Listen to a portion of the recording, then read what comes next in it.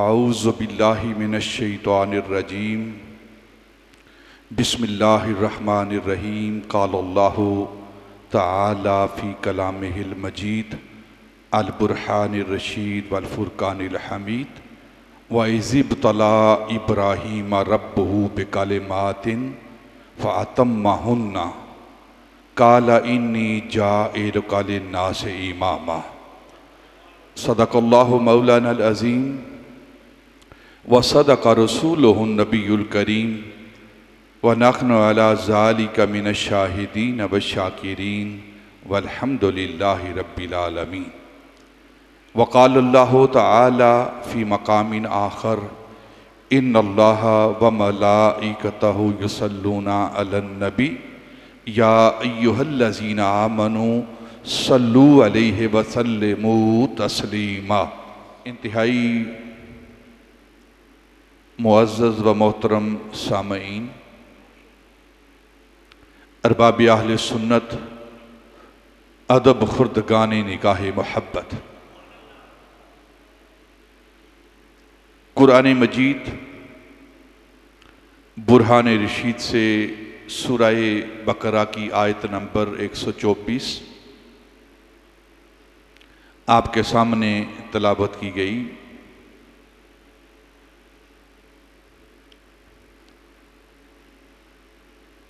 گزشتہ جمعۃ المبارک میں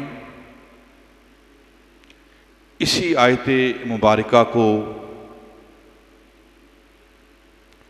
اپنی گفتگو کا عنوان بنایا گیا۔ اگر ہم قرآن پاک کا بغور مطالعہ کریں، تلاوت قرآن کریں،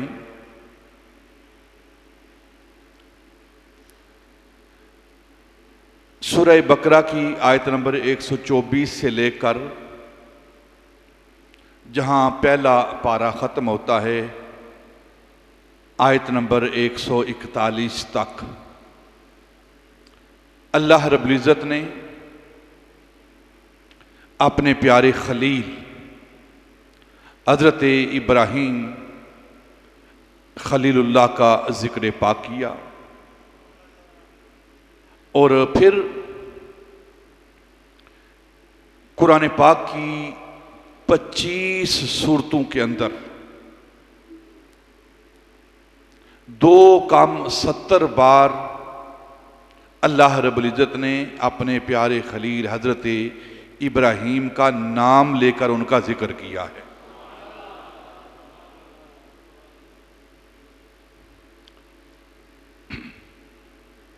یہ وہ مقام خلت ہے، مقام محبت ہے کہ بار بار اللہ رب العزت اپنے اس خلیل کا نام لے رہا ہے۔ فَاذْكُرُونِي أَذْكُرْكُمْ، تم مجھے یاد کرو میں تمہیں یاد کروں گا۔ اگر اللہ رب العزت اتنا نام اپنے خلیل کا لے رہا ہے تو پھر خلیل اپنے رب کا کتنا نام لیتا ہوگا۔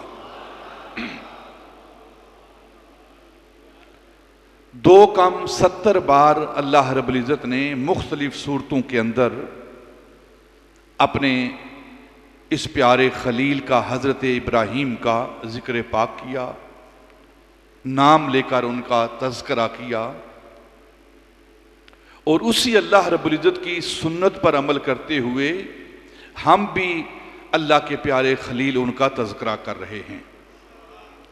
وَاذْكُرْ فِي الْكِتَابِ إِبْرَاهِيمَ إِنَّهُ كَانَ صِدِّيقًا نَبِيًّا۔ گویا نیک لوگوں کا، برگزیدہ لوگوں کا، اللہ کے نبیوں کا، اللہ کے پیاروں کا ذکر کرنا یہ اللہ رب العزت کی سنت ہے۔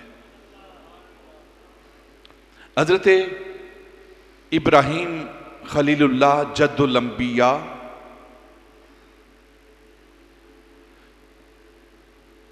گزشتہ جمعۃ المبارک میں نے یہ بات عرض کی تھی کہ آپ کے 2 صاحبزادے، 2 بیٹے جو نبی ہیں، ایک حضرت اسماعیل اور ایک حضرت اسحاق،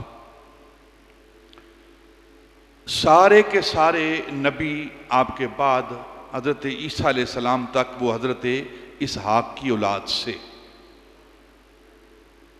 چاروں اولو العزم رسول صاحب کتاب جو رسول ہیں، حضرت داؤد علیہ السلام، حضرت موسیٰ علیہ السلام، حضرت عیسیٰ علیہ السلام، اور پھر ہم سب کے آقا و مولا تاجدار مدینہ صلی اللہ علیہ وسلم صاحب قرآن، یہ سارے کے سارے رسول صاحب کتاب یہ حضرت ابراہیم علیہ السلام کی صلب اور پشت سے ہیں، آپ کی اولاد سے ہیں۔ کتنا بڑا مرتبہ اور مقام ہے آپ کا۔ آپ کے والد کا نام، حضرت ابراہیم علیہ السلام کے والد کا نام طارق ہے، آزر آپ کے والد کا نام نہیں ہے، آپ کے والد کا نام چچا ہے، چچا ہیں، یہ حضرت طارق آپ کے والد ہیں اور آزر جو ہیں وہ آپ کے چچا ہیں۔ چچا یہ بت گھر، بت تراش اور بت پرست تھے، اور آپ کے والد حضرت طارق آپ کی پیدائش سے قبل ان کا وصال ہو گیا، اور چچا نے ہی آپ کی پرورش کی، اس لیے قرآن پاک میں چچا کو باپ کہہ کر پکارا گیا ہے۔ چچا انہوں نے تربیت کی ہے، پالا پوسا ہے، اس لیے قرآن نے ان کو باپ کہا ہے، لیکن حقیقت میں آپ کے باپ حضرت طارق ہیں، آزر نہیں ہے۔ یہ جو تاریخ کی کتابوں کے اندر آزر لکھا جاتا ہے یہ غلط لکھا جاتا ہے۔ اس کی وجہ کیا ہے؟ اس کی ایک وجہ، ایک دلیل یہ ہے کہ نبی پاک ہمارے آقا مولا تاجدار مدینہ صلی اللہ علیہ وسلم، آپ حضرت ابراہیم علیہ السلام کی پشت سے، آدم علیہ السلام سے لے کر حضرت عبداللہ تک، نبی پاک نے فرمایا میں پاک صلبوں سے پاک رحموں میں منتقل ہوتا رہا ہوں۔ نبی پاک نے فرمایا کہ میرا نسب کیا ہے، میرا اس کائنات کے اندر جلوہ گر ہونے کا ذریعہ کیا ہے؟ نبی پاک نے فرمایا میں پاک صلبوں سے، پاک پشتوں سے، پاک ریموں کے اندر منتقل ہوتا رہا ہوں۔ میری نسل کے اندر ایک بھی شخص ایسا نہیں ہے جو ناپاک ہو، اور بت پرستی کرنے والا، بت بھی ناپاک، اور بتوں کی پوجا کرنے والے بھی ناپاک ہیں۔ اور نبی پاک صلی اللہ علیہ وسلم نے فرمایا میں پاک پشتوں سے پاک رحموں میں منتقل ہوتا رہا ہوں۔ اس لیے آپ کے والد، ان کا نام طارق ہے، آزر نہیں ہے۔ آزر جو ہے وہ تمام تاریخ کی کتابیں یہ کہتی ہیں، سیرت کی کتابیں کہتی ہیں کہ وہ بت پرست تھا، بت تراش تھا، بتوں کو بناتا بھی تھا اور پھر بتوں کی پوجا بھی کرتا تھا، اور یہ حضرت ابراہیم علیہ السلام کے والد نہیں ہیں، آپ کے والد طارق ہیں۔ حضرت ابراہیم خلیل اللہ، جن کا ذکر پاک ہم کر رہے ہیں، اللہ کے خلیل ہیں، اللہ کے نبی ہیں، پیارے ہیں۔ ان کی شکل و شباہت کیا ہے، ان کی صورت کیا ہے، اس کے بارے میں اگر ہم جاننا چاہیں تو حدیث پاک ہے، نبی پاک صلی اللہ علیہ وسلم آپ فرماتے ہیں کہ جب میں معراج کی رات آسمانوں کی طرف عروج کرنے لگا تو بیت المعمور کے قریب سے میں گزر رہا تھا اللہ رب العزت کی بارگاہ میں حاضر ہونے کے لیے، تو میں نے ایک نور کا حالہ، ایک نورانی شخصیت بیت المعمور کے ساتھ ٹیک لگائے بیٹھی ہوئی دیکھی۔ وہ نورانی شخصیت، نور والی شخصیت میں نے اس کو بیت المعمور کے ساتھ ٹیک لگائے ہوئے دیکھا، تو تو جبریل امین سے میں نے سوال کیا جبریل یہ کون ہیں؟ تو جبریل امین نے فرمایا کہ یہ آپ کے والد، آپ کے ابا جان جد الانبیاء حضرت ابراہیم خلیل اللہ ہیں، آپ انہیں سلام کیجئے، آپ انہیں سلام کیجئے۔ تو نبی پاک صلی اللہ علیہ وسلم فرماتے ہیں میں نے ان کو سلام کیا تو انہوں نے مجھے مرحبا یا ابن صالح، اے میرے صالح بیٹے، طیب پاک بیٹے، تجھے مرحبا کہتا ہوں، خوش آمدید کہتا ہوں، تجھے بھی سلام کہتا ہوں۔ نبی پاک صلی اللہ علیہ وسلم نے یہ تذکرہ آ کر صحابہ سے کیا کہ میں نے اپنے ابا، اپنے والد جو پشت میں میرے باپ ہیں حضرت ابراہیم، میں نے ان کو دیکھا تو صحابہ کے دل کے اندر یہ طلب پیدا ہوئی، چاہت پیدا ہوئی، خواہش پیدا ہوئی کہ ہم ان کے چہرے کو، ان کی شخصیت کو وہ کیسے تھے نبی پاک کی زبان سے سنیں۔ تو جب انہوں نے یہ خواہش اپنے دل کے اندر کی صحابہ رضوان اللہ تعالی علیہ مجمعین نے، تو نبی پاک نے فرمایا صحابہ تمہارے دلوں کے اندر یہ خواہش پیدا ہو رہی ہے کہ میں بتاؤں کہ میرے والد، میرے جد، ان کی شخصیت، ان کی شکل و صورت کیسی تھی؟ تو صحابہ نے عرض کی یا رسول اللہ ہمارے دلوں کے اندر یہی تمنا ہے، یہی خواہش جنم لے رہی ہے کہ آپ فرمائیں ان کی شکل و صورت، ان کی شباہت کیسی تھی؟ تو نبی پاک نے فرمایا اگر کسی نے حضرت ابراہیم کو دیکھنا ہو، ان کے چہرے کو دیکھنا ہو تو وہ میرا چہرہ دیکھ لے، اور میری شکل کو دیکھ لے۔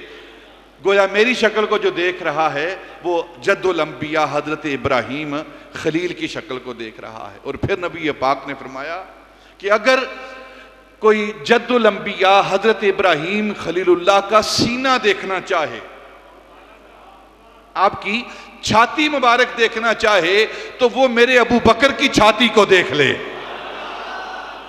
سبحان اللہ،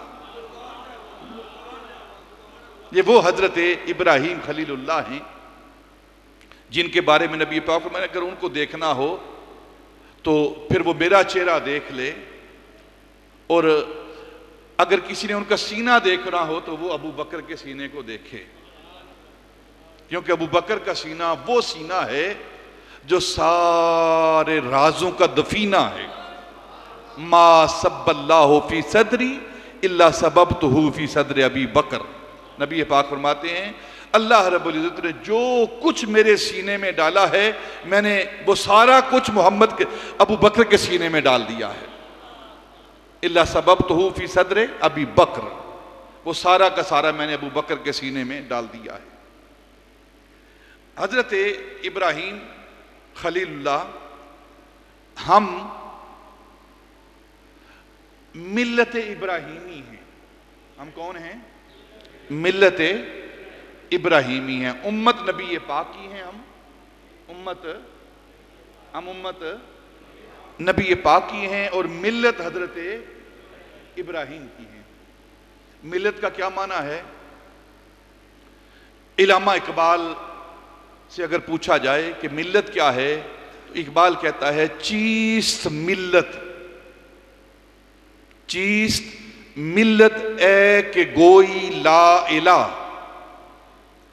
با ہزاراں چشم بودن یک نگاہ۔ اقبال کہہ رہا ہے کہ ملت کیا ہے، ملت کیسی ہوتی ہے؟ اقبال کہہ رہا ہے چیست ملت اے کہ گوئی لا الہ، اے کلمہ پڑھنے والے تو یہ جاننا چاہتا ہے کہ ملت کیا ہے، ملت کی تعریف کیا ہے؟ تو اقبال کہتا میں تجھے سمجھاتا ہوں، با ہزاراں چشم بودن یک نگاہ، ملت یہ ہے کہ آنکھیں تو ہزاروں ہوں لیکن اس کی نگاہ ایک ہو، آنکھیں ہزاروں ہوں نگاہ ایک ہو، جسم ہزاروں ہوں جان ایک ہو، پھول ہزاروں ہوں خوشبو ایک ہو، سر ہزاروں ہوں لیکن سروں کا قبلہ ایک ہو، دل ہزاروں ہوں لیکن دلوں کی محبت کا مرکز ایک ہو، وہ گنبد خضرا ہو۔ با ہزاراں چشم بودن یک نگاہ، ہم ملت ابراہیمی ہیں اور امت محمدیہ علیہ الصلاۃ والسلام ہیں۔ حضرت ابراہیم علیہ السلام اللہ کے خلیل ہیں، پیغمبر ہیں، اور ان کے امتحانوں کے بارے میں آپ نے گزشتہ جمعۃ المبارک میں سماعت کیا، وَإِذِ ابْتَلَىٰ إِبْرَاهِيمَ رَبُّهُ بِكَلِمَاتٍ فَأَتَمَّهُنَّ قَالَ إِنِّي جَاعِلُكَ لِلنَّاسِ إِمَامًا۔ اللہ فرماتا ہے کہ ہم نے اپنے خلیل اپنے ابراہیم سے امتحان لیا، فَأَتَمَّهُنَّ اسے بلا میں مبتلا کیا، آزمائش میں مبتلا کیا، امتحان لیا۔ فَأَتَمَّهُنَّ تو ہمارے خلیل نے سارے امتحان مکمل طور پر پورے نمبروں میں پاس کیے۔ قَالَ إِنِّي جَاعِلُكَ لِلنَّاسِ إِمَامًا، تو اس امتحانوں کی کامیابی کے بعد جو ہم نے سرٹیفکیٹ عطا کیا، وہ سرٹیفکیٹ کیا تھا؟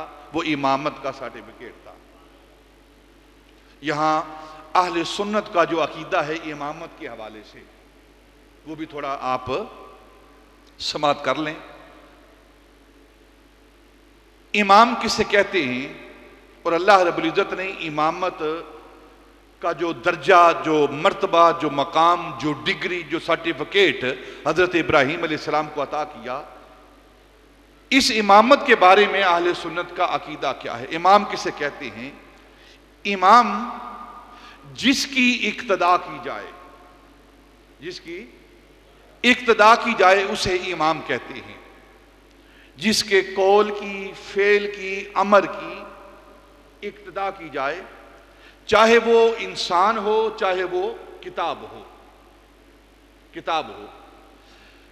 جس کی بھی اقتداء کی جائے گی، جس کی اتباع اور اطاعت کی جائے گی، جس کے حکم پر عمل کیا جائے گا، اسے امام کہا جاتا ہے۔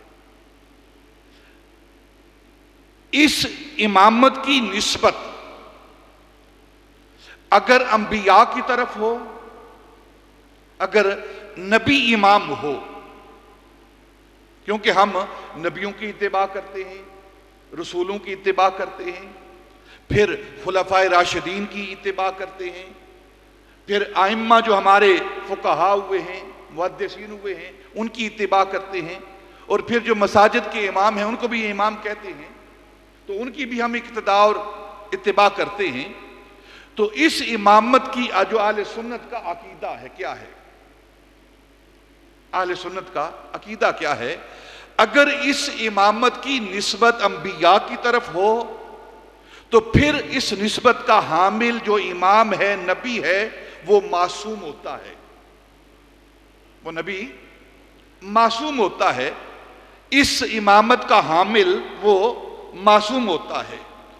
اگر اس امامت کی نسبت اللہ رب العزت کے قرآن کی طرف، تورات کی طرف، انجیل کی طرف، زبور کی طرف کی جائے، تو اگر کتاب کو امام مانیں گے تو پھر کتاب بھی تمام قسم کے عیوب و نقائص سے پاک ہوگی۔ جس طرح نبی معصوم ہوتا ہے، اسی طرح قرآن، تورات، انجیل، زبور جو اللہ رب العزت کا کلام اور کتاب ہے، وہ بھی معصوم ہیں، ان کے اندر بھی کوئی خطا اور غلطی نہیں ہوتی۔ انبیاء کے بعد، رسولوں کے بعد، کتابوں کے بعد اگر اس امامت کی نسبت غیر نبی کی طرف، غیر انبیاء کی طرف کی جائے، تو اہل سنت کا عقیدہ یہ ہے کہ وہ غیر نبی جو ہیں، غیر انبیاء جو ہیں، جو امام ہیں، وہ معصوم نہیں، وہ محفوظ ہیں۔ وہ کیا ہیں؟ سمجھا رہی بات کی نہیں؟ معصوم کا کیا معنی ہے اور محفوظ کا کیا معنی ہے؟ معصوم کا معنی یہ ہے کہ جو گناہ نہ کر سکے، اور جو گناہ سے معصوم ہو۔ اور محفوظ کا کیا معنی ہے؟ جس کے اندر گناہ کرنے کی قوت موجود ہو لیکن اللہ رب العزت اسے گناہ سے محفوظ کر دے، یا وہ امامت کے اس درجے پر فائز ہو یا اللہ اسے محفوظ کر دے یا وہ اپنی قوت سے گناہوں سے محفوظ رہے، گناہوں سے دور رہے. یا آسان لفظوں میں بات سمجھاتا ہوں معصومیت کی اور محفوظیت کی. گناہ جس کے قریب نہ جائیں، گناہ جس کے قریب نہ جائیں اسے معصوم کہتے ہیں، اور جو گناہوں کے قریب نہ جائے اسے محفوظ کہتے ہیں، اسے محفوظ کہتے ہیں.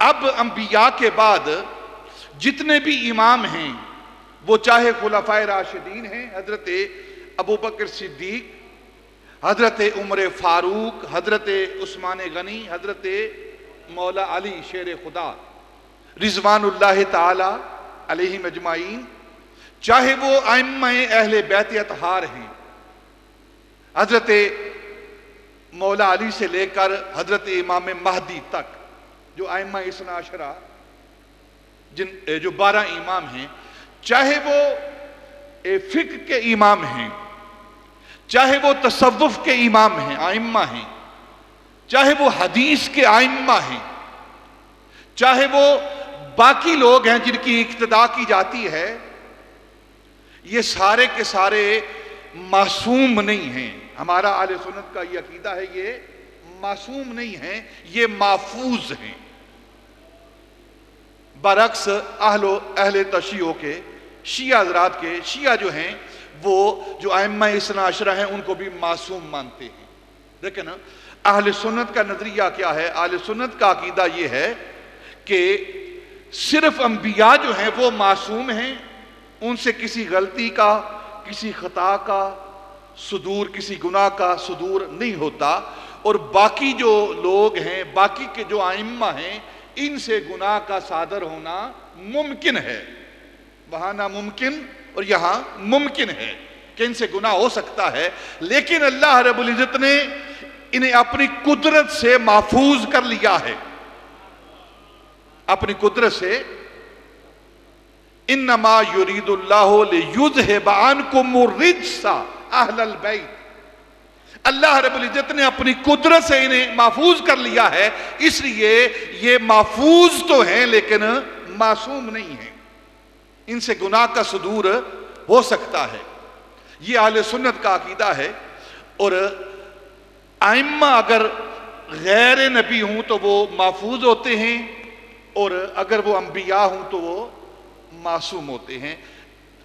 آسان لفظوں میں، سادہ لفظوں میں جو اہل سنت کا عقیدہ ہے وہ آپ کے سامنے میں نے پیش کیا ہے. اب ایک اور بات، جو مقتدی ہے، جو اقتداء کرنے والا ہے، وہ اپنے امام کے برابر نہیں ہو سکتا، چاہے وہ امام نبی ہو،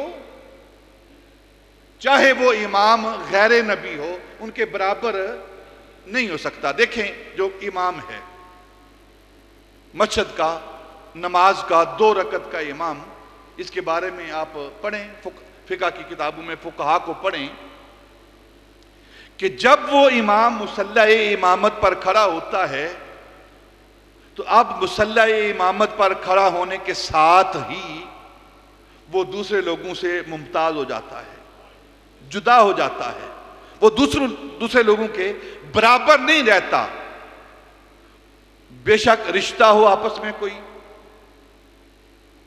جو پیچھے مقتدی کھڑا ہے، کوئی بھی اس امام کے ساتھ اس کا رشتہ ہو، چاہے اس کا وہ باپ ہو، چاہے اس کا بیٹا ہو، چاہے اس کا بھائی ہو، چاہے اس کا چچا ہو، چاہے اس کا دوست ہو، جب امام مصلی امامت پر کھڑا ہوگا تو اب یہ سارے رشتے ختم ہو جائیں گے. اور نیت کیا کی جائے گی؟ فقہ کی کتابوں کے اندر آپ پڑھیں تو جو پیچھے کھڑا ہے وہ نیت کرے گا اقتدیت بہذا امام، میں اس امام کی اقتداء کی نیت کرتا ہوں. 2 رکعت نماز جمعۃ المبارک پیچھے اس امام کے. اب جو پیچھے کھڑا ہے وہ یہ نہیں کہے گا پیچھے ابا جان کے، پیچھے چچا جان کے، پیچھے بھائی جان کے، پیچھے دوست کے یہ نہیں کہے گا. اگر کوئی کہے گا تو اس کی اقتدا درست نہیں ہوگی.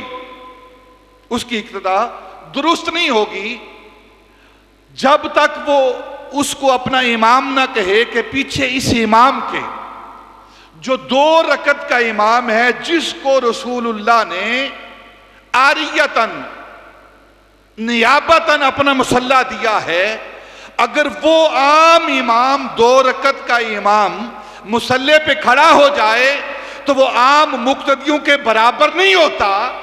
تو جو امام الانبیاء ہے، جو نبیوں کا امام ہے، وہ امتیوں کے برابر کس طرح ہوگا؟ جب 2 رکعت کا امام وہ مقتدیوں کے برابر نہیں، وہ ان سے اعلیٰ ہے، اولا ہے، افضل ہے، اور پھر اس کو اختیار حاصل ہے، جو امام ہے اس کو اختیار حاصل ہے، چاہے تو وہ سورہ اخلاص پڑھے نماز کے اندر، یہ امام کی اپنی مرضی ہے، اس کو اختیار ہے، چاہے تو وہ سورہ اخلاص پڑھے اور چاہے تو وہ سورہ بقرہ پڑھے. ٹھیک ہے نا؟ جو امام ہے نا آگے کھڑا، وہ آپ کا پابند نہیں ہے. مثلا قاری صاحب نماز پڑھاتے ہیں تو آپ کے پابند نہیں کہ وہ سورہ اخلاص ہی پڑھیں، ان کی مرضی ہے سورہ اخلاص پڑھیں یا سورہ بقرہ کی آیات پڑھیں یا کوئی اور سورہ الم نشرہ پڑھیں، سورہ کوثر پڑھیں، ان کی مرضی ہے، چھوٹی سورت پڑھیں یا بڑی سورت پڑھیں، ان کو اختیار حاصل ہے. جب 2 رکعت کا امام عام مقتدیوں کا امام وہ مختار ہے، اسے اختیار ہے، تو جو امام الانبیاء ہے اسے اختیار حاصل کیوں نہیں ہے؟ اسے اختیار حاصل کیوں نہیں ہے؟ تو اب جو نبی ہوتا ہے وہ معصوم ہوتا ہے اور غیر نبی وہ معصوم نہیں ہے. ہمارا یہ عقیدہ نہیں، اہل سنت کا یہ عقیدہ نہیں. عقیدہ وہ جس پر نجات ہے وہ اہل سنت کا عقیدہ ہے. حضرت ابراہیم علیہ السلام، اللہ رب العزت نے ان کو جو انعام دیا ہے، جو ان کو سرٹیفکیٹ دیا ہے، وہ کیا ہے؟ انی جاعلک للناس اماما. اور یہ امامت کس درجے میں ملی ہے، کس حوالے سے ملی ہے؟ جو امتحان دیا ہے، وَإِذِ ابْتَلَىٰ إِبْرَاهِيمَ رَبُّهُ بِكَلِمَاتٍ، اس کے عوض فَأَتَمَّهُنَّ، فا جزائیہ ہے، فَأَتَمَّهُنَّ، پس انہوں نے سارے کے سارے امتحان پاس کیے. پاس کرنے کے بعد پھر انہیں جزا کیا ملی؟ انی جاعلک للناس اماما، ان کو امامت عطا کی گئی. اب اللہ رب العزت کی سنت یہ ہے، عادت یہ ہے کہ وہ اپنے پیاروں سے امتحان لیتا ہے، ان کو آزمائشوں میں ڈالتا ہے، ان کو بلاؤں میں ڈالتا ہے، طرح طرح کے ان سے امتحان لیتا ہے. اور الانبیاء اشد البلاء ثم الامثل فالامثل، حدیث پاک ہے یہ. نبی پاک نے فرمایا جو سب سے زیادہ امتحان لیے جاتے ہیں، جو سب سے زیادہ تکالیف دی جاتی ہیں، جو سب سے زیادہ بلاؤں میں گرتے ہیں، جو سب سے زیادہ مصائب کو جھیلتے ہیں، پریشانیاں برداشت کرتے ہیں، وہ انبیاء ہیں. الانبیاء اشد البلاء، سب سے زیادہ جن پر تکالیف وارد کی جاتی ہیں، جو تکالیف میں رہتے ہیں، وہ انبیاء ہیں. آپ ان کی سیرت کا مطالعہ کر لیں، کس طرح انبیاء کے ساتھ سلوک کیا گیا ہے. حضرت ایوب علیہ السلام کس طرح بیماری میں مبتلا ہوئے، اس امتحان سے گزرے.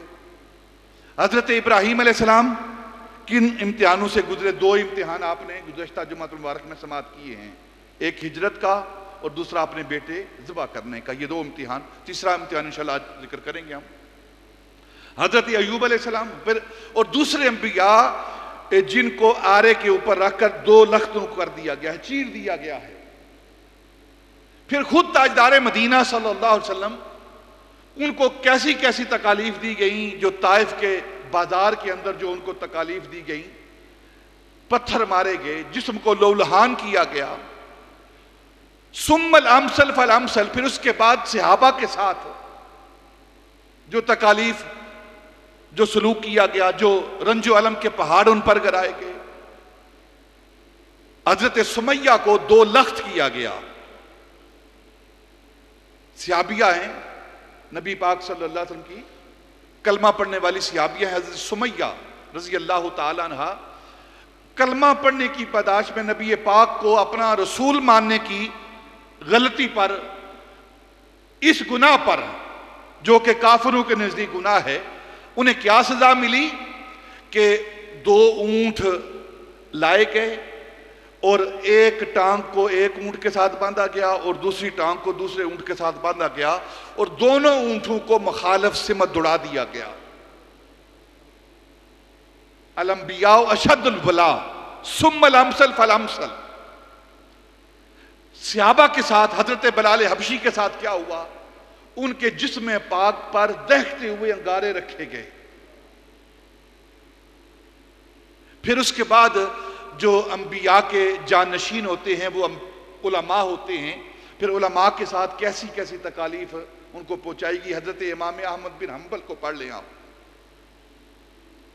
کہ خلق قرآن کے حوالے سے جو ان کو تکلیف دی گئی، تاریخ کہتی ہے کہ کوڑے مارنے والا جو کوڑے مارتا تھا، وہ کہتے ہیں اگر وہ کوڑا اتنا جوان تھا، اتنا قوی تھا، اگر وہ ہاتھی کو کوڑا مارے تو ہاتھی بھی اس درد سے بیٹھ جائے۔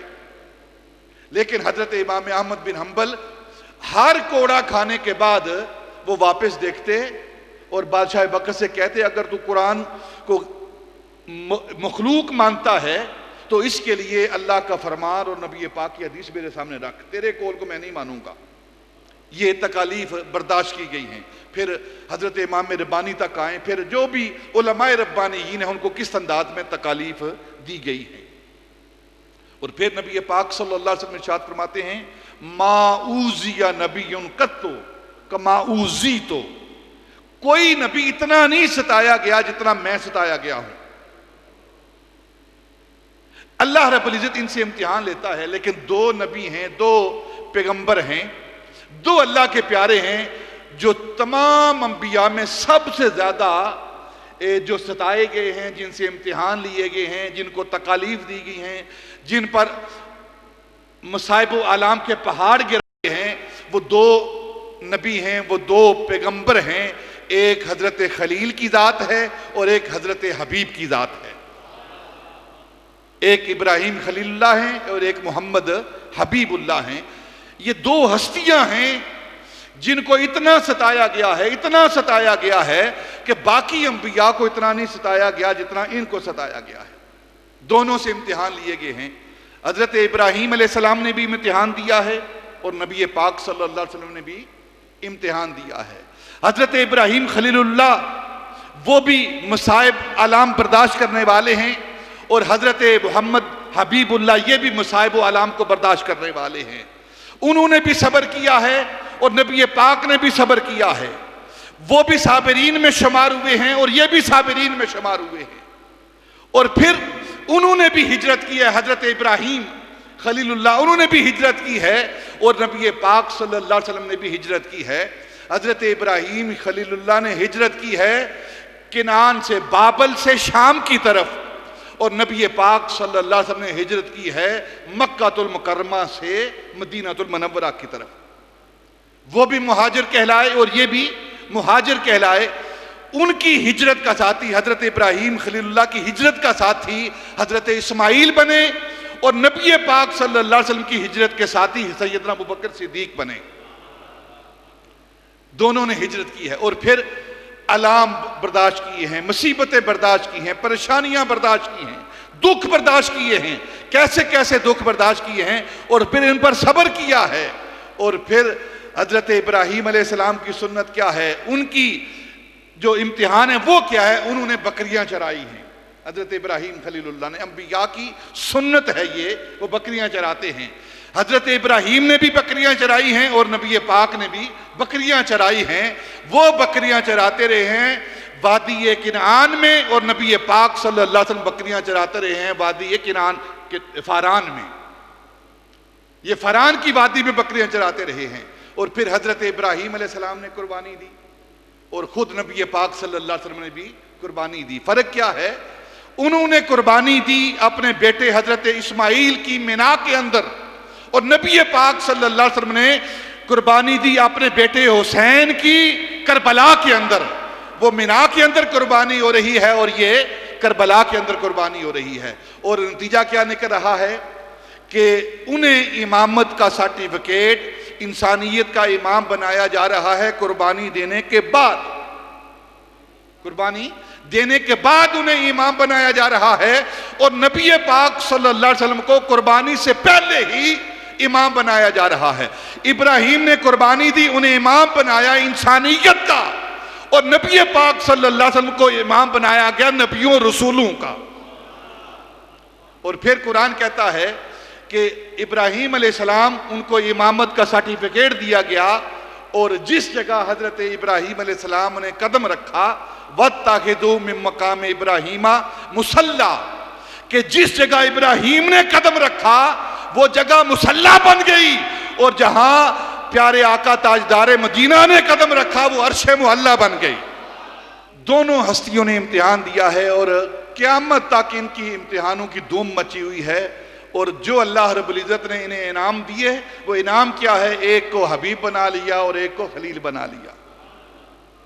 حضرت ابراہیم علیہ السلام نے جو امتحان دیے، وَإِذِ ابْتَلَىٰ إِبْرَاهِيمَ رَبُّهُ بِكَلِمَاتٍ فَأَتَمَّهُنَّ قَالَ إِنِّي جَاعِلُكَ لِلنَّاسِ إِمَامًا، یہ امامت کا جو سرٹیفکیٹ اور انعام ملا ہے، یہ امتحان ہے، دو امتحان۔ ایک امتحان جب حضرت ابراہیم علیہ السلام کے بیٹا ہوا اسماعیل علیہ السلام، تو ہجرت کا حکم دیا، اور پھر ہجرت کر کے انہیں اکیلا چھوڑ دیا، اور جب بیٹا تھوڑا بڑا ہوا، فلما بلغ معہ السعی،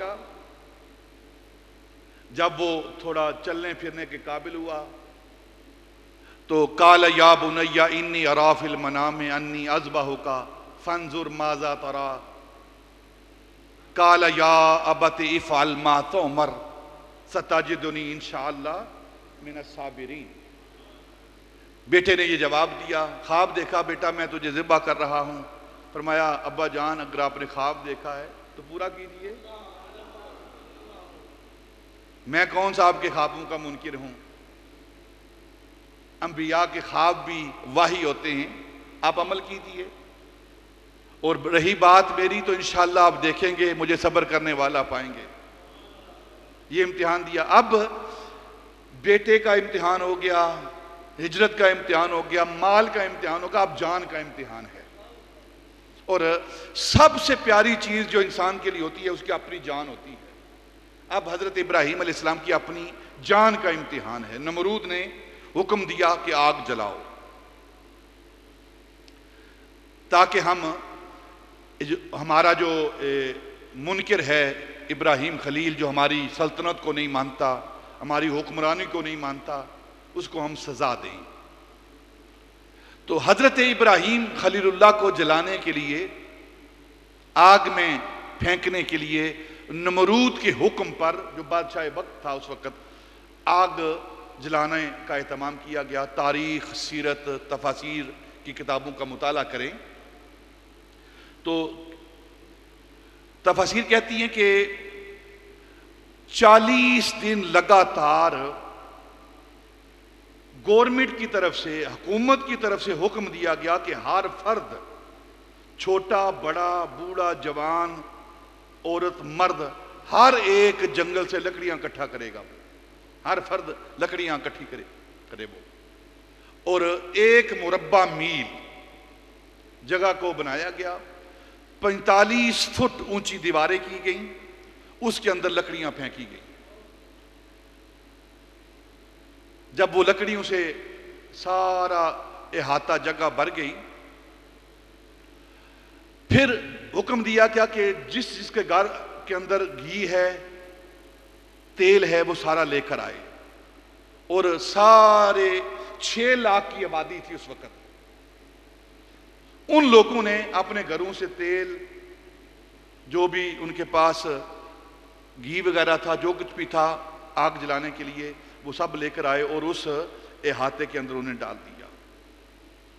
اب آگ جلائی گئی ابراہیم علیہ السلام کو وہاں آگ کے اندر پھینکنے کے لیے، ایک فرد کو جلانے کے لیے۔ کیا قوت ہے اس فرد کی! کہ ساری حکومتیں ایک طرف اور اللہ کا پیارا خلیل ایک طرف، ایک فرد کو جلانے کے لیے، اور 40 دن تک لگاتار وہ ایندھن اکٹھا کیا جاتا رہا، آگ جلائی، آگ کے شعلے آسمانوں سے باتیں کر رہے ہیں۔ جب آگ جل گئی نا تو تاریخ کہتی ہے، سیرت اور تفاسیر کی کتابیں کہتی ہیں، ایک بڑا عجیب واقعہ ہوا۔ وہ عجیب واقعہ کیا ہوا کہ اس آگ کو بجھانے اور تیز کرنے کے لیے 2 جانوروں نے کام کیا۔ ایک حدیث پاک ہے مسلم شریف کی کہ یہ جو چھپکلی ہے نا، چھپکلی، کوڑ کلی جسے کہتے ہیں آپ، اس کے بارے میں، یا دوسرا جو لفظ ہے وہ کرلا جسے کہتے ہیں آپ، گرگٹ جسے کہتے ہیں آپ، یہ تینوں ایک کے بارے میں آتا ہے۔ ان نے کیا عمل کیا؟ چھپکلی نے کیا عمل کیا کہ اس کے دل کے اندر انبیاء کی محبت نہیں تھی، حضرت خلیل کی محبت نہیں تھی، بغض تھا۔ تو اس نے اپنا حصہ ڈالا۔ کیا حصہ ڈالا؟ کہ وہ اتنی بڑی آگ کو وہ کرلی جو ہے، چھپکلی جو ہے، وہ پھونکے ماری تاکہ آگ تیز ہو۔ تو کسی نے کہا، اے چھپکلی یہ کیا کر رہی ہے؟ اس نے کہا کہ پھونکے مار رہی ہوں تاکہ ہمارا دشمن معاذ اللہ جو ابراہیم ہے وہ آگ میں جلے، آگ کو تیز کر رہی ہوں۔ تو کہا کہ تیری ان پھونکوں سے بھلا یہ آگ تیز ہوگی؟ اس نے کہا تیز ہو نہ ہو، جو کچھ میرے دل کے اندر ہے میں اس کا اظہار کر رہی ہوں۔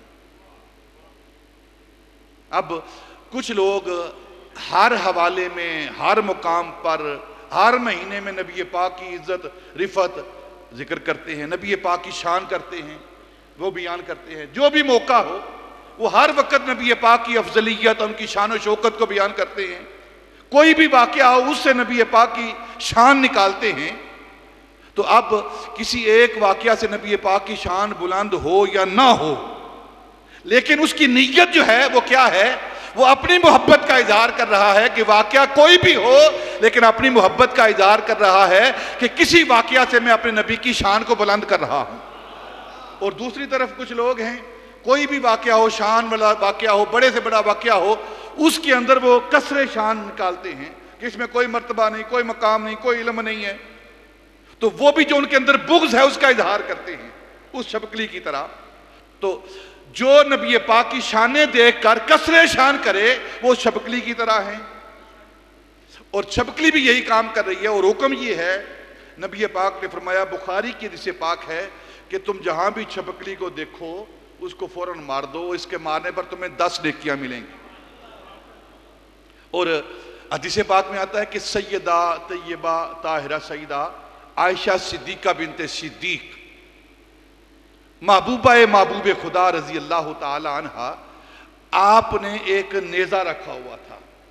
ایک گاڑا ہوا ایک عورت آپ کے گھر داخل ہوئی، خیمے میں داخل ہوئی، تو اس نے پوچھا کہ اے سیدہ یہ آپ نے جو نیزہ نصب کیا ہوا ہے کیوں نصب کیا ہوا ہے؟ تو آپ فرمانے لگی کہ یہ میں نے نیزہ چھپکلی کو مارنے کے لیے، چھپکلی کو مارنے کے لیے میں نے نیزہ رکھا ہوا ہے، کیونکہ وہ اللہ کے خلیل حضرت ابراہیم کی دشمن، اس کو مارنے کے لیے میں نے، یعنی دشمن رسول کو مارنے کے لیے ہتھیار اپنے پاس رکھنا، ہتھیار کو قائم دائم رکھنا، یہ سیدہ طیبہ سیدہ عائشہ کی سنت ہے، سنت ہے۔ اور نبی پاک نے فرمایا، حدیث پاک ہے کہ تم اس چھپکلی کو جہاں بھی دیکھو، حتیٰ کہ جوف الکعبہ، کعبہ کے سین کے اندر بھی دیکھو تو اسے مار دو۔ وہاں جانوروں کو مارنے کا حکم نہیں، لیکن چھپکلی کو مارنے کا اور گستاخ رسول کو مارنے کا حکم ہے۔ یہ کعبے کے اندر بھی عام جانوروں کو وہاں مارنا منع ہے، لیکن یہ چھپکلی اور گستاخ رسول کیونکہ دونوں ہی ایک ہی قبیل سے ہیں تو ان کو مارنا، چاہے وہ کعبے کے پردوں کے پیچھے چھپے ہوں، انہیں مار دینا چاہیے۔ اور دوسری طرف کیا ہے؟ دوسری طرف دوسرا جانور ہے جسے ہدہد کہتے ہیں، قرآن نے جس کا ذکر کیا ہے۔ یہ ہدہد وہ پرندہ ہے جو کہ حضرت سلیمان علیہ السلام کا خاص درباری پرندہ ہے۔ جس طرح درباری نعت خواں ہوتے ہیں نا، یہ حضرت سلیمان علیہ السلام کا درباری پرندہ ہے ہدہد۔ اور وہ کیا کرتا ہے ہدہد؟ وہ دور دریا کی طرف جاتا ہے، چھوٹا سا پرندہ ہے، اور وہاں جا کر دریا سے اپنی چونچ کے اندر پانی لاتا ہے اور اس آگ کے اوپر پھینکتا ہے آ کر۔ اس نے کہا کہ اتنی بڑی آگ جو مربع میل کے اندر پھیلی ہوئی ہے، اتنی لکڑیاں ڈال کے اس کو 6 لاکھ لوگوں نے اس کو جلایا ہے، تیرے اتنے سے پانی سے یہ بجھ جائے گی؟ اس نے کہا بجھے نہ بجھے، آگ بجھے نہ بجھے، مجھے اس سے کوئی غرض نہیں، میں تو اپنی محبت کا اظہار کر رہا ہوں، میں اپنی محبت کا اظہار کر رہا ہوں، آگ بجھے نہ بجھے۔ مجھے بھی معلوم ہے کہ چھوٹی سی چونچ میں ایک قطرہ پانی اتنی بڑی آگ کو نہیں بجھا سکتا، لیکن میں دنیا کو پیغام دینا چاہتا ہوں کہ نبی سے محبت کرنے والے کون ہیں اور نبی کے ساتھ بغض کرنے والے کون ہوتے ہیں۔ میں تو یہ پیغام دینا چاہتا ہوں۔ اور پھر اللہ رب العزت کو اس ہدہد کی ادا اتنی پسند آئی کہ تمام پرندوں کو آپ دیکھ لیں، کسی پرندے کے سر پر تاج نہیں، اللہ رب العزت نے ہدہد کے سر پر تاج رکھ دیا ہے۔ عزتوں کے تاج انہی کے سر پر ہوتے ہیں جو نبیوں کے ساتھ محبت کرنے والے ہوتے ہیں۔ فقط امامہ پہننے سے کچھ نہیں ہوتا، یہ امامے کا تاج ان کے سروں پر سجتا ہے اور ان کے لیے ہے جو نبی پاک صلی اللہ علیہ وسلم کی ذات کے ساتھ، انبیاء کے ساتھ محبت کرنے والے ہیں۔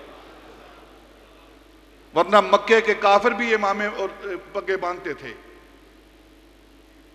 سکھ بھی باندھتے ہیں،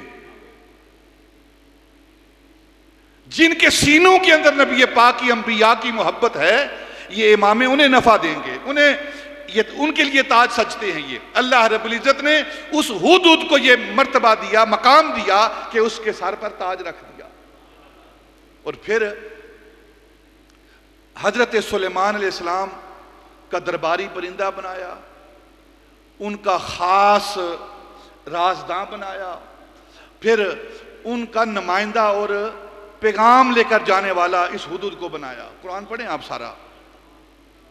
اور پھر اللہ رب العزت نے اس پانی جو وہ دریا سے اپنی چونچ کے اندر بھر کر لا رہا تھا، اس پانی کے صدقے میں اس کے اندر یہ قوت رکھی، یہ علم رکھا، یہ سوچ رکھی، یہ شعور رکھا، یہ فہم رکھا، یہ قوت رکھی، یہ ادراک رکھا کہ جتنا مرضی وہ پرواز کر رہا ہو، اوپر بلندی پر ہو، اس کو یہ قوت حاصل ہے ہدہد کو کہ زمین کے اندر جتنا مرضی گہرا پانی ہو، وہ اس جگہ کو بتا دے گا کہ اس جگہ کے اندر پانی ہے۔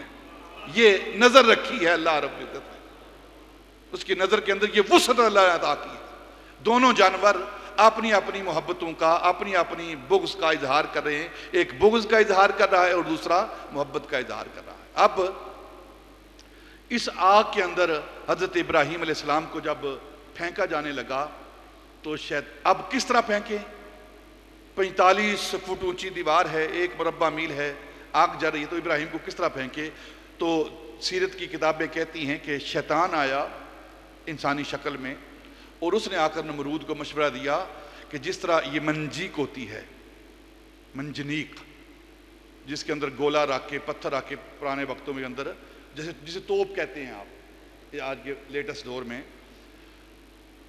اس طرح کا ایک آلہ بناؤ، اس کے اندر ابراہیم کو رکھو اور وہاں اس کو آگ کے اندر پھینک دو۔ حضرت ابراہیم کو پھینک دیا گیا اور آپ یقین جانیں، علماء نے لکھا ہے کہ اتنی بڑی آگ جو جلائی گئی ہے، جب حضرت ابراہیم علیہ السلام کو اندر پھینکا گیا تو ان پر کیا اثر ہوا؟ صرف ان کے ماتھے پر پسینہ آیا،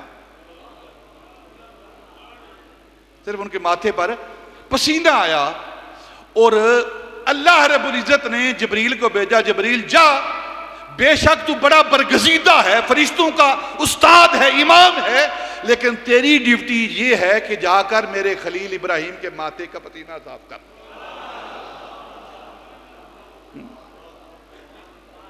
ابراہیم علیہ السلام کو آگ کے اندر پھینک دیا گیا۔ اب جب آگ کے اندر پھینکا گیا، اتنا اثر ہوا کہ صرف ماتھے پر پسینہ ہوا ہے۔ اللہ رب العزت نے ارشاد فرمایا یا نار کونی بردم و سلامن علی ابراہیم، اے آگ ابراہیم پر ٹھنڈی ہو جا اور سلامتی والی ٹھنڈی ہو جا۔ یا نار کونی بردم و سلامن، ٹھنڈی اور سلامتی والی ہو جا۔ بہت ہی ٹھنڈک جو ہے، آپ دیکھیں نا یہ جو فریزر ہوتے ہیں جہاں گوشت کو فریز کیا جاتا ہے، اگر کوئی بندہ وہاں زندہ ڈال دیا جائے، ٹھنڈ تو بڑی ہے، زندہ رہے گا وہ، اس کو تکلیف ہوگی۔ تو وہ ٹھنڈک جو راحت والی ہو، آگ کو حکم دیا گیا کہ وہ راحت والی ٹھنڈی ہو جا۔ اب جب آگ ٹھنڈی ہو گئی، ابراہیم علیہ السلام وہاں اس آگ کے اندر رہے، اور وہ نار، تاریخ کہتی ہے کہ جو ہی اللہ رب العزت نے فرمایا یا نار کونی بردم و سلامن علی ابراہیم، تو وہ اب آگ، وہ نار جو ہے وہ گلنار بن گئی، باغ بن گئی۔ نمرود کی بیٹی چھت کے اوپر کھڑی ہو کر، اپنے محل کی چھت کے اوپر وہ منظر دیکھ رہی ہے، تو وہ کیا دیکھتی ہے کہ آگے پیچھے آگ کے شعلے اٹھ رہے ہیں، اور جہاں ابراہیم ہے وہاں باغ ہے، ابراہیم علیہ السلام باغ کے اندر بیٹھے ہوئے ہیں، پھول ہیں، پھل ہیں، وہاں پانی کے چشمے ہیں، وہاں بیٹھے ہوئے ہیں، اور کچھ لوگ ان کے ارد گرد بیٹھے ہوئے ان کا دل جی بہلا رہے ہیں۔ وہ بڑی پریشان ہوئی کہ یہ کیا معاملہ ہے کہ ہم تو جلانے کے لیے اس کو اندر پھینک رہے ہیں، اور وہاں تو یہ نار جو ہے وہ گلنار بنی ہے، باغ بنا ہوا ہے۔ تو اس نے کلام کیا حضرت ابراہیم علیہ السلام کی، یہ کیا معاملہ ہے؟ تو آپ نے فرمایا کہ یہ جو نار گلنار بنی ہے نا، یہ نار جو باغ بنا ہے، اس کا سبب کیا ہے؟ یہ ہمارے سینوں کے اندر ایمان ہے۔ اس ایمان کی وجہ سے یہ آگ جو ہے وہ باغ بن گئی ہے، اور جس کے سینے کے اندر ایمان ہوگا اس کا سینہ بھی ٹھنڈا ہو جائے گا، اس کا جسم بھی، اگر اس کو آگ کے اندر پھینکا بھی جائے گا تو وہ اس ایمان کی وجہ سے وہ آگ سے بچ جائے گا۔ حدیث پاک ہے، نبی پاک نے فرمایا کہ جب جہنم کے لوگ جہنم میں پھینک دیے جائیں گے تو پھر آخر میں حکم ہوگا کہ جن کے سینوں کے اندر ذرہ برابر بھی ایمان ہے، ذرہ برابر بھی ایمان ہے، انہیں آگ سے باہر لایا جائے اور اسے جنت کے اندر داخل کر دیا جائے۔ یعنی کہ آگ سے بچنا جو ہے، اس کا سبب کیا ہے؟ اس کا سبب ایمان ہے۔ اور حضرت ابراہیم کہہ رہے ہیں کہ یہ ہمارے سینوں کے اندر جو ایمان ہے، اس ایمان کے سبب ہم آگ سے بچ رہے ہیں، اور آگ جو ہے وہ نار جو ہے وہ گلنار بن رہی ہے۔ اب یہ سوچ کر اس نے کہا کہ یہ ایمان میں کیسے حاصل کروں؟ تو آپ نے فرمایا تو بھی اللہ رب العزت کی توحید کا اعلان کر، عبادت کے لیے اللہ کو جان، کوئی اور عبادت کے لائق نہیں، اللہ کی ذات عبادت کے لائق ہے، میں اللہ کا نبی اور رسول ہوں، پیغمبر ہوں، یہ تو اعلان کر۔ اس نے اعلان کیا تو آپ نے فرمایا پھر تو بھی آ کر دیکھ لے۔ اور ابراہیم علیہ السلام کے کہنے پر نمرود کی بیٹی جو ایمان لا چکی ہے، وہ آگ کے اندر داخل ہوئی اور پھر باہر نکلی، اور آگ نے اسے بھی کچھ نہیں کیا۔ تو یہ پیغام ہے امتیوں کے لیے کہ جن کی نسبت ایمان والوں کے ساتھ ہو جاتی ہے، ایمان کے ساتھ ہو جاتی ہے، پھر آگ انہیں جلاتی نہیں ہے، چاہے وہ دنیا کی آگ ہو چاہے وہ آخرت کی آگ ہو، انہیں جلاتی نہیں ہے۔ بس شرط کیا ہے کہ ہمارے سینوں کے اندر ایمان پختہ ہو، ایمان پختہ ہو۔ آپ کہیں گے ہم آگ میں ہاتھ ڈالتے ہیں جل جاتا ہے، جل اس لیے جاتا ہے کہ ہمارے ایمان پختہ نہیں ہے۔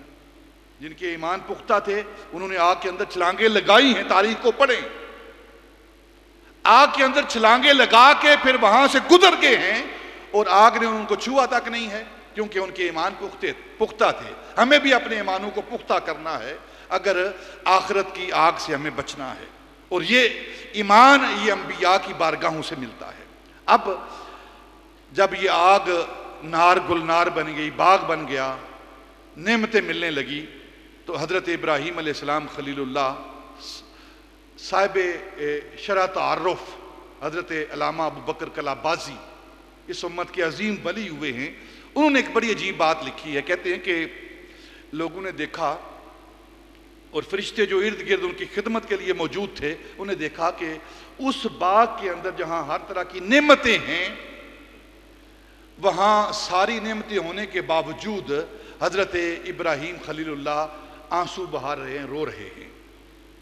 تو فرشتوں نے کہا جو خدمت کے لیے مامور تھے کہ اے اللہ کے خلیل ابراہیم، اللہ نے کتنا بڑا انعام کیا ہے، کتنی بڑی نعمت دی ہے، آگ کو ٹھنڈا کر دیا ہے، باغ بنا دیا ہے، نعمتیں عطا کر دی ہیں، اور آپ رو رہے ہیں، یہ رونا کس بات کا ہے؟ آپ نے کہا تمہیں کیا پتا کہ کس بات پر رو رہا ہوں، یہ میرے ساتھ کیا کیا گیا ہے، آگ میں مجھے پھینکا گیا ہے، تکالیف میں نے برداشت کی ہیں، دکھ مجھے دیا گیا ہے، آگ کے اندر مجھے جلایا جانے لگا تھا، یہ ساری تکالیف تو میں برداشت کر رہا ہوں، اور لیکن جب اللہ رب العزت کے خطاب کی باری آئی، کلام کرنے کی باری آئی، چاہیے یہ تھا کہ اللہ مجھ سے کلام کرتا، وہ آگ سے کلام کر رہا ہے، وہ آگ سے کلام کر رہا ہے، اور میں ابراہیم کیا چاہتا ہوں کہ مجھے اس آگ میں جلا دیا جاتا، لیکن اللہ خطاب مجھ سے کرتا، کلام مجھ سے کرتا، مجھ سے کلام کرتا، بے شک مجھے جلا دیا جاتا، لیکن وہ کلام مجھ سے کرتا، جل میں رہا ہوں، تکالیف مجھے دی جا رہی ہیں، اور یا نار کونی بردم السلام کا خطاب آگ سے کیا جا رہا ہے۔ یہ وہ محبت ہے جو حضرت ابراہیم علیہ السلام کی رب کے ساتھ ہے، کہ ہر حال میں ابراہیم یہ چاہتے ہیں کہ چاہے دکھ ہو چاہے سکھ ہو، اللہ رب العزت اپنے ابراہیم سے بات کرے، ابراہیم سے کلام کرے۔ وہ حضرت ابراہیم علیہ السلام جنہوں نے اپنی جان کا امتحان دیا، فَأَتَمَّهُنَّ، اور اس امتحان کو بھی انہوں نے پاس کیا، قَالَ إِنِّي جَاعِلُكَ لِلنَّاسِ إِمَامًا، بیٹے کی قربانی دی، یہ بھی حضرت ابراہیم علیہ السلام کی سنت، اور پھر اپنی جان بھی پیش کر دی، اپنی جان بھی پیش کر دی، جان منگے تے دیر نہ کریے، اگے یار سجن دے، عاشق تے شہید محمد نہیں محتاج کفن دے۔ حضرت ابراہیم علیہ السلام ان کا ذکر پاک سن کے کر کے ملت ابراہیمی کو پیغام دیا جا رہا ہے کہ جب اللہ رب العزت کی عزت ناموس، اس کی توحید کا معاملہ آئے، جب اسلام کی ناموس کا معاملہ آئے، جب انبیاء کی ناموس کا معاملہ آئے، تو ملت ابراہیمی کے لیے کیا عمل ہے اور امت محمدیہ کے لیے کیا عمل ہے کہ اپنا سب کچھ قربان کر دیں، جان وہ بھی قربان کرے، مال وہ بھی قربان کرے، اولاد وہ بھی قربان کرے۔ یہ قربانی جو ہے یہ کیا ہے؟ حضرت ابراہیم علیہ السلام نے یہ سنت دی ہے ہمیں کہ اللہ رب العزت کے کہنے پر، اس کے حکم پر خواب میں دکھایا گیا، بیٹے کو ذبح کیا جا رہا ہے، اور پھر انہوں نے چھری رکھ کے بیٹے کو ذبح کر دیا اپنی طرف سے۔ وہ تو اللہ رب العزت نے امت پر، ملت ابراہیمی پر کرم فرمایا، اور جنت سے دمبا بھیج کے اس امت کے لیے آسانی پیدا کر دی، ورنہ ابراہیم نے تو پورا ایک کام کر دیا تھا۔ اور خود اللہ رب العزت نے قرآن پاک کے اندر فرما دیا ہے کہ اے ابراہیم تو نے اپنی خواب کو سچا کر دکھایا ہے، سچا کر دکھایا ہے تو نے۔ ابراہیم نے پورا کام کیا ہے، لیکن امت کے لیے، ملت کے لیے آسانی پیدا کر دی، اور وہ آسانی کیا پیدا ہوئی کہ جانور کے ذریعے، اس کو ذبح کرنے کے ذریعے اپنی جو اولاد ہے اس کو بچا لیا گیا۔ کتنا بڑا یہ لمحہ تھا امت کے لیے، ملت کے لیے، اگر وہی حکم قائم رہتا۔ اور اللہ رب العزت ابراہیم علیہ السلام کے صدقے، اسماعیل علیہ السلام کے صدقے اس حکم کو اگر ٹالتے نا، اولاد ہی ذبح کرنا پڑتی، تو ہم کتنے لوگ تھے جو اس حکم پر عمل کرتے۔ یہ بہت بڑا فضل ہے اور بہت بڑی مشکل کشائی ہے جو حضرت ابراہیم اور حضرت اسماعیل کے ذریعے اس امت کی مشکل کشائی ہو رہی ہے۔ قربانی یہ حضرت ابراہیم علیہ السلام کی سنت ہے۔ صحابہ رضوان اللہ تعالی علیہم اجمعین نے سوال کیا، یا رسول اللہ صلی اللہ علیہ وسلم یہ قربانیاں کیا ہیں؟ نبی پاک فرمایا تمہارے باپ ابراہیم کی سنت ہے۔ انشاءاللہ آئندہ جمعۃ المبارک ہم قربانی پر گفتگو کریں گے۔ ایک ضروری بات قربانی کے حوالے سے، قربانی ہر بالغ، عاقل، آزاد مسلمان مرد اور عورت پر جو صاحب نصاب ہے اس پر واجب ہے، کیونکہ یہ عید کا چاند نکل آیا ہے، ذی الحج کے دن شروع ہو چکے ہیں۔ یہ 10 دن ہیں جن 10 دنوں کی اللہ رب العزت نے قسمیں اٹھائی ہیں، والفجر ولیال عشر، یہ وہ 10 دن ہیں ذی الحج کے پہلے 10 دن۔ علماء نے لکھا ہے کہ اگر کوئی بندہ قسم اٹھا لے کہ سال کے اندر جو سب سے بہترین دن ہیں، اعلیٰ دن ہیں، میں ان کے اندر عبادت کروں گا، تو وہ ان 10 دنوں کے اندر عبادت کرے۔ یہ وہ دن ہیں، اور ان دنوں کے اندر ہم عید بھی پڑھیں گے، حج کا بھی موقع ہے، اور پھر قربانی کا بھی وقت ہے، قربانی بھی ہم خریدیں گے۔ قربانی کس پر واجب ہے؟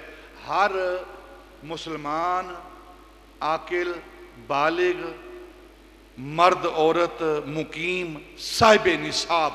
صاحب نصاب کون ہے؟